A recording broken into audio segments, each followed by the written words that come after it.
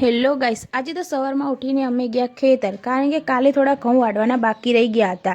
એટલે અમે પહોંચી ગયા ખેતરમાં જઈને જોયું તો બધા ઘઉં વઢાઈ ગયા હતા અને થોડા ઘણા બાકી રહી ગયા હતા. એટલે અમે બંને જણા પહોંચી ગયા સવારમાં વાઢવા. પછી બધા ઘઉં વાઢી નાખ્યા અમે બંને જણાએ થઈને, અને જોયું તો વાઢતા ઘઉંમાંથી નીકળ્યો એક માળો. તો માળામાં જોયું તો એમાં બે બચ્ચા જીવતા હતા અને કીંડું પણ હતું. એટલે એની માં ગોતે નહીં, અને એટલે આપણે અહીંયા રાખી દીધું એને. પછી અમે નીકળી ગયા ઘરે.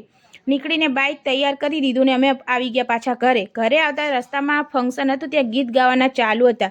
જોયું તો રમકડા, પાણીપુરી, ભૂંગળા બટેકા બધું વેચાવા આવી ગયું હતું. પછી અમે પહોંચી ગયા ઘરે આવીને સૌથી પહેલાં મેં નહીં લીધું, કારણ કે ખેતરમાંથી આવ્યા હતા એટલે. પછી મારે બનાવવાનું હતું ખાવાનું, એટલે સૌથી પહેલાં બનાવી નાખી રોટલી અને બનાવી નાખ્યું શાક. પછી બધાને આપી દીધું ખાવાનું ને બધા બેસી ગયા ખાવા.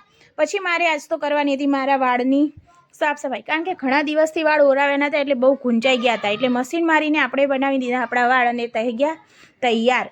પછી યાદ આવ્યું કે કબાટમાં સાડીઓ બધી વિખાઈ ગઈ છે, આજ તો સાડીઓની સફાઈ કરી નાખું. એટલે મેં કરી દીધો કબાટને ખાલી.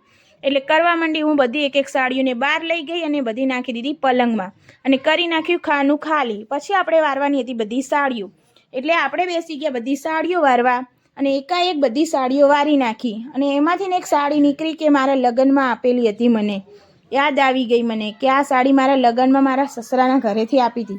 પછી મેં બધી સાડીઓને મસ્ત વારી નાખી અને કબાટમાં ગોઠવી નાખી. ગોઠવીને આપણે કરી દીધી કબાટની મસ્ત સફાઈ. તમે અમારા વિડીયોને આવા જોવા માટે લાઈક, સબસ્ક્રાઈબ, શેર